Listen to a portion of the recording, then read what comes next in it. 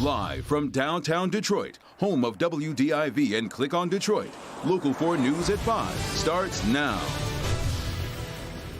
The search for an armed robbery suspect all over this area of Dearborn enters its 8th hour. We're getting breaking news that he's been caught. We'll take you to the scene live.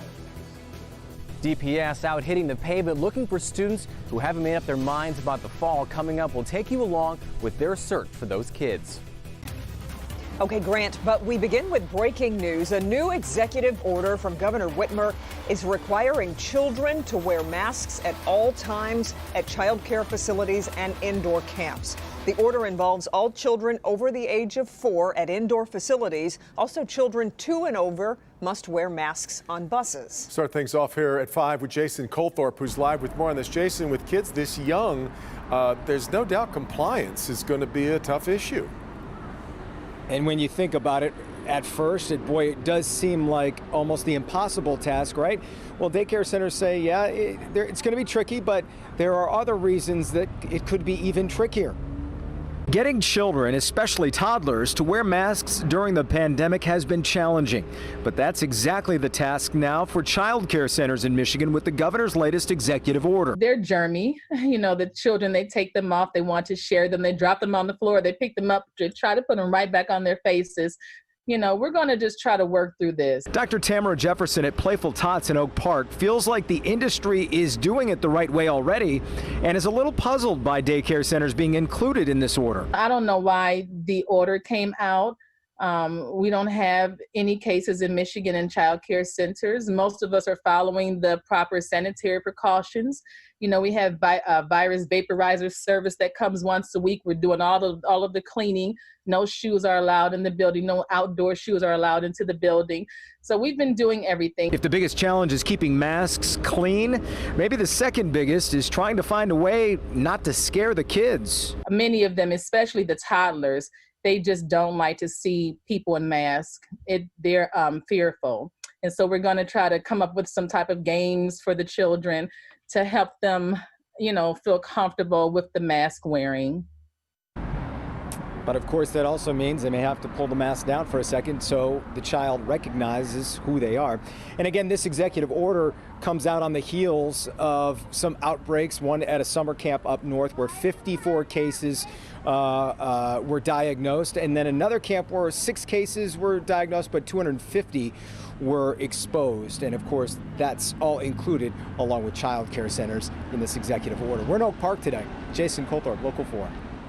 Okay, Jason. Well, also breaking right now, an all-out search for an armed robbery suspect sends the AK Steel plant and Ford Rouge facility into lockdown. See this massive police presence at the facility as they searched for hours today. Sean Lay has been covering this for us. And Sean, there has been some increased activity, I guess we would say, over the past hour and a half. Big time. We'll show you all of it. Our source is telling us they just got this guy at Gate 12, still on the AK Steel property. How do you go into that place being chased by so many officers and elude them for almost 8 hours? Our source is telling us he changed clothes, put on an orange vest, and blended in with employees. Take a look at what happened, though, within the past hour. At this hour, all heck breaking loose around Butler and Schaefer here in Dearborn. The most dangerous game of hide and seek unfolding all day long, police determined to get their man. First, at the AK Steel plant, Garden City police chasing a robbery suspect to the plant this morning where he ditched his truck. Security cameras showed him running into the steel mill, and police believed he had a gun. AK Steel put on lockdown.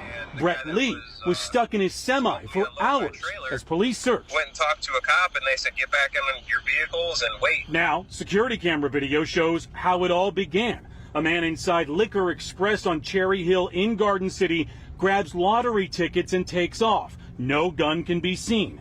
And for hours, he's been nowhere to be found. Tonight, we know who that suspected gunman is. He's 37 from Lincoln Park, but recently moved to Detroit. He's on parole, was just released from prison in March, convicted of retail fraud, larceny, possession of cocaine, auto theft, fleeing from police, and today, fleeing from police hour after hour. So you can see how this guy potentially is getting away.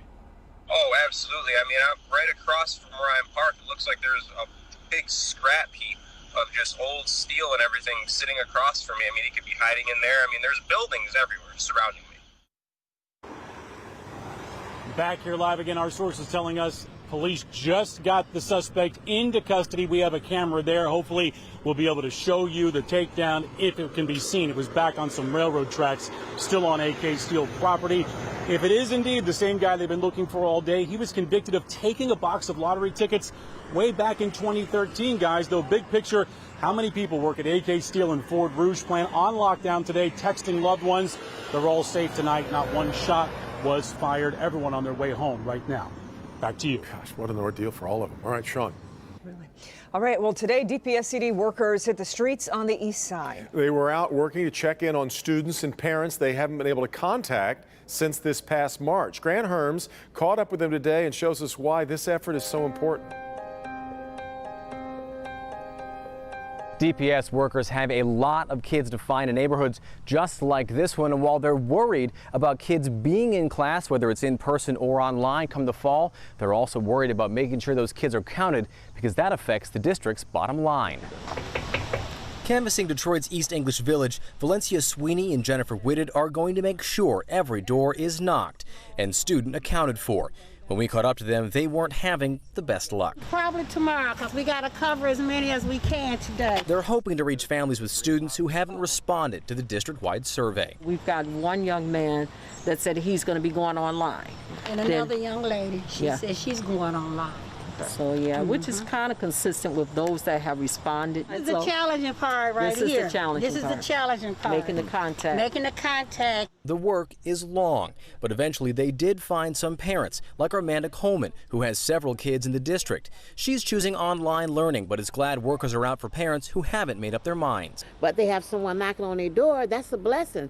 Oh, now I got somebody I can at least help me out to do something. I think that's great. After Armanda, it's back at it, and it's certainly not what they thought they'd be doing with school right around the corner. I think we were all in such a place you really didn't know what you'd be doing, but you're ready to do whatever needs to be done. Whatever needs to be done, one step at a time. So what they'll do now is try some more phone calls with the home and see if they can reach them that way, and we'll keep moving. All right, so 4719. So we want to get DPS is encouraging parents and guardians to be on the lookout for their workers coming to their door so they can answer this survey. The deadline is August 21st. In Detroit, Grant Herms, Local 4.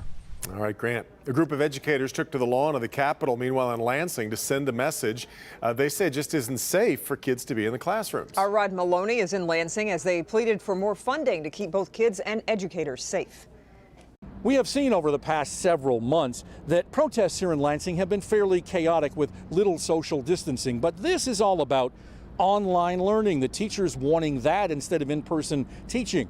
And so they have been very serious about their social distancing for this protest. The small group of teachers sat in carefully planned and separated rows on the Capitol doorstep and lawn, masks and signs at the ready.